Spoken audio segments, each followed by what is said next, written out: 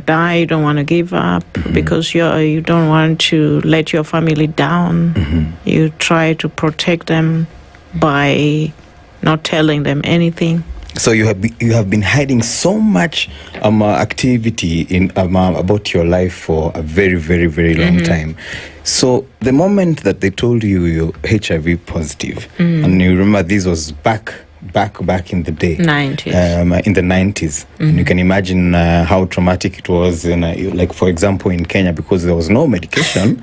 And I'm telling you, a lot of people used to be told, stay healthy, work out, drink milk, eat eggs. I've eaten my eggs. So now, of course, that time, probably in Germany, you had access to ARVs to suppress the disease. Yes, that was they like it because in Germany, actually, back then they already have the medicine. It's not like today because they were like, that's why you see that I was taking those 40 tablets because now they reduce the numbers of the tablets because they are more advanced. They have done a lot of research about HIV, and they are specialists. And actually, HIV itself, it doesn't kill you. It doesn't. Yeah. It's not killing you. What kill you is that. Like what almost killed me was this death in your face. Like that is what you hear on your face because that's what you know. But that's what people say. And then what kill you also is being silent because it's a topic which you cannot speak openly. You cannot discuss with anyone. You cannot tell anyone. So you're keeping it for you. It's eating you from inside. It's eating you from inside slowly. And at night, you can be smiling on day, like pretend to smile, but at night it is killing you, like it's eating you slowly, because at the end of the day you are alone at home, and then the whole reality now approach. Like, wow, so I'm running away from him. He's calling the police on me. I've been just tested HIV positive. My father, my family are still struggling at home. I'm dead. And they're still relying on you that time. Yes, all of them are relying on you, and you cannot tell them because if you tell them you're the pillar of hope, they all sink with you. If you're like a roof, everything will go down. When the wall collapses, the roof go down. So, and Millicent, let me just read a couple of things which people are saying, and I think let me start with Onesimus Minor. You're saying good evening, SpiceFM. I'm just listening to the conversation with Millicent Oloo, and I concluded that this life is a journey. Nothing comes easy in this life we are living. You will have to work for it. And then he also continues saying, play for me TikTok by the Lords of Underground. That one I think DJ Charms will play. Then Onesimus said, I've heard stories that Africans go to Germany to marry or get married so that they can be citizens in 5 years' time. By the time they know it they have entered hellhole. Mistreatment starts. And then there's Martin Rabs, who you're saying, I'm listening. What an inspiration. How old is Millicent now? Don't ask, don't tell. And then there's Dawaya Corona, so inspiring story. And there are many other people. I think I cannot go through Twitter right now because many people will have their say and a few will have their way here. But what I can tell our listeners is that we had you, and we are proud and happy that you're listening and that you love Millicent's story. So what you need to do is to grab a copy of A Pillar of Hope, the book which is in the Nuria bookshops. And you can read this inspiring story from the start to the beginning. I just skimmed through some of the things we're discussing. We cannot conclusively discuss in this show because the book actually tells a story of a determined lady who was determined to succeed. And it's about resilience. It's about hope. It's about inspiration. It's about what, when you're down in a book, you need to pick and read. So the launch, I think the book is being launched very soon, and maybe Gunjiri can tell us. Joseph Gunjiri, my friend here, cameras rolled, he runs Maisha website, which also does book reviews and all that. How did you meet Millicent, and how did you convince her to come for the show? Okay. I met Millicent through a mutual friends, a mutual social media friend, an American, who also happened to have been Millicent's friend. And so he contacted me through WhatsApp, and he told me there's a lady who's written a book, and I would want you to get in touch with her and see how you can help her promote the book. So I met Millicent last year, December. She had come to Kenya on holiday. We met like on the second last day of our stay here in Kenya. So we met. She gave me the book, and and that's how we came to like publicize the book, and until now, she came. You are just like, is it 5 days old in Kenya since you came? Since like this time. Yeah, I came on Saturday. Yeah, on Saturday. Welcome home. So the book is going to be launched at the Alliance Francais Library on Wednesday, December 10th, from 5 p.m. to 7 p.m. 8. To 8 p.m. So maybe Millicent can tell us more about the launch and what you've planned and stuff, and the message about ending child sexual abuse. Yeah. Okay, so the launch will be at Alliance, as Mr. Mbuga said, December 10th, from 5 p.m. to 8, and I will be there. And I'm sure that other authors will be there also to welcome a new author like me. And that the book actually is based on a true story, is a long journey. And I'm fighting for child sexual abuse and poverty, because all these things are in one. Poverty is the cause of the abuse. Most of the abuses come from poverty, because when a child or when a woman is vulnerable, they don't have something, that is when the abuser uses that. And once they use that, they lock them and then they silence them. So the child will be abused even if it's a schoolgirl, a teacher can abuse her by, let me buy for you chips, something like that. And that is when they abuse. Or if you don't do this, then I'm going to give you wrong marks. So you have to do, so they put you in a situation whereby you have to, you don't have any option to say no. But I know abuse, child abuse, or women abuse, or gender abuse, men are being abused in silence, crying in silence. Hey, stop. I know you guys, you're crying in silence that way. But men think that they're so tough. Since they're so tough, they're strong, they cannot say anything because it will show their weakness. But just come out and it will help you. It will free you. Once you speak out, somebody will hear and somebody will rescue you. Don't die in darkness. Like I spent almost half of my life in darkness, in silence. You're scared with all the nightmares and you cannot tell anybody. Just be open and tell people your story. I'm pretty sure we can tackle child sexual abuse awareness. It's a global crisis. It's not just African thing. Because even in Germany where I live, children are being abused. In the churches, women are being abused. At workplace, people are being abused. Color, you are black, you are yellow, you are whatever, you are being abused because they put you in that position. Like mostly in Germany, you meet somebody here, like you meet somebody wherever you meet, whether in Germany or whichever country, a white guy take you to their country. Once you go there, the reality will knock the door.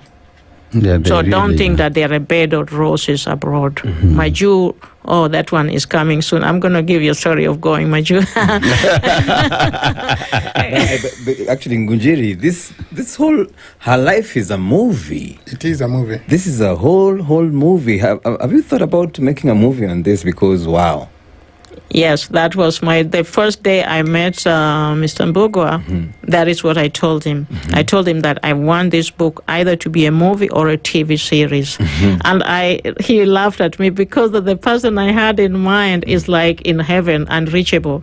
That was Lupita Nyong'o. That's the person I wanted to be a star. Like she's the one who I knew could play this movie perfect.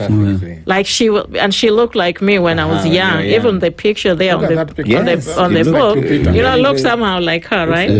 Lupita. Right? Nice. Actually, Lupita's mother has a copy of the book. Okay. Oh. Yeah. Okay. Yeah, I think this one should be documented into a real.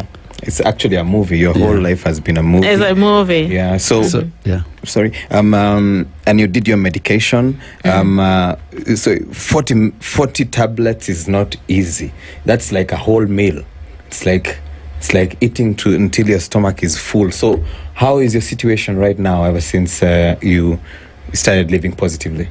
So things had changed because back then that was the only option. So I took those 40 tablets, I think it was 1 year. And after 1 year, when they do the test, they could not trace the virus on me. I was like, they suppressed it. Yeah, the virus just was not active. Not active. So I was like, oh my God. Then they had to reduce the numbers of the tablets. So from 40. The vaccination around, so it is not all gloomy. Things look up, ladies and gentlemen, and we know that we do not discriminate. Yeah.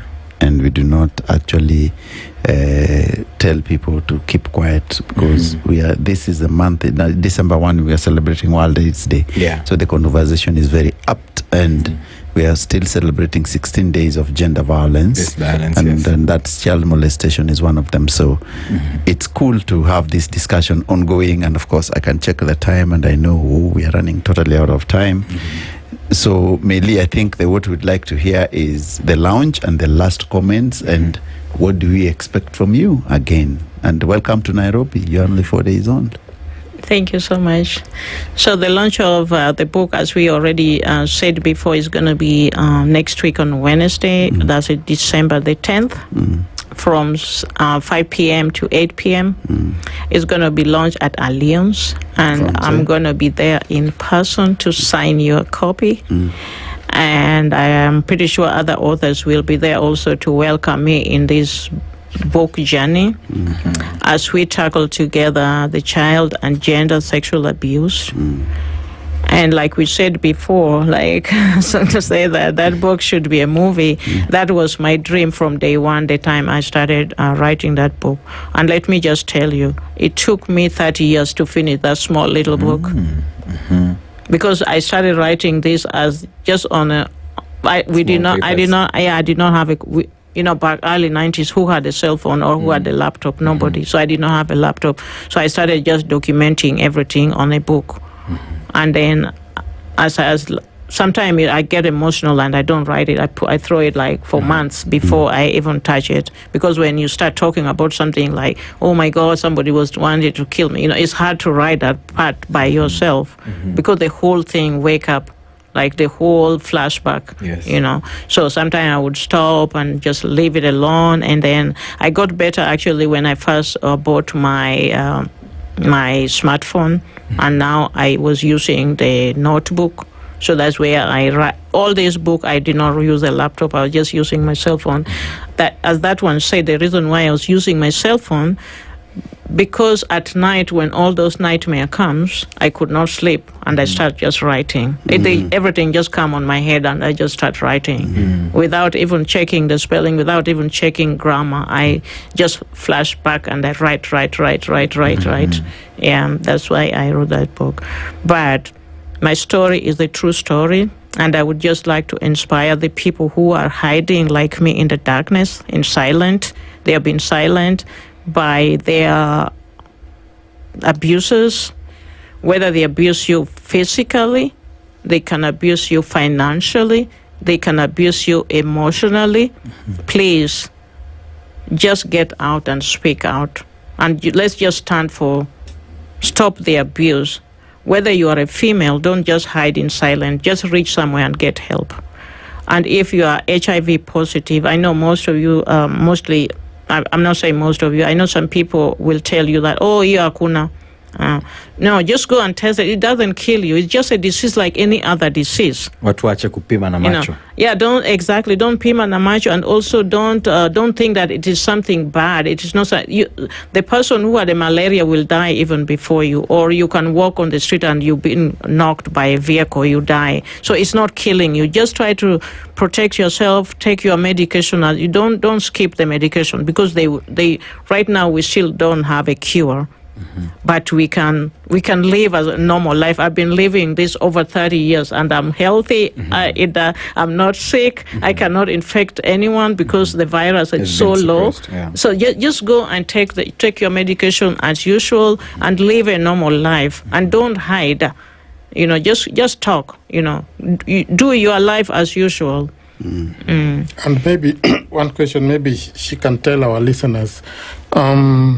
You live in Germany, but you speak with an American accent. How is that? Whoa, you got me. Yeah. How did you know that? Yeah. Okay. I speak. Well, first of all, I speak the American accent, like I speak American English, because I work with the American government.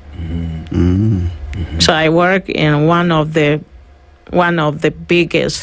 largest American hospital abroad, apart from the U.S. And that's why this accent is coming from. So I've been working there over almost 20 years, actually.